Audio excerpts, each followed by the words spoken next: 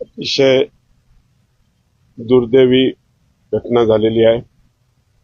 महाराष्ट्राचं एक खंबीर नेतृत्व त्यांनी नेहमीच महाराष्ट्राच्या प्रगतीसाठी प्रयत्न केला आणि आज त्यांचं अचानक अपघाती निधन होऊन या महाराष्ट्राला एक मोठा धक्का बसलेला आहे आणि त्यांची कमी ही कधीच पुरी होणार नाही. आणि त्यांच्या नेतृत्वामध्ये आम्ही सगळेजण काम करत होतो. काम करत असताना नेहमी कडक भूमिका असायची आणि निर्णय स्पष्ट असायचे.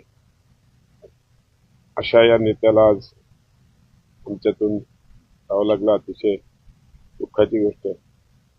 मी माझ्या सावे परिवारातर्फे आणि भारतीय जनता पार्टीतर्फे त्यांना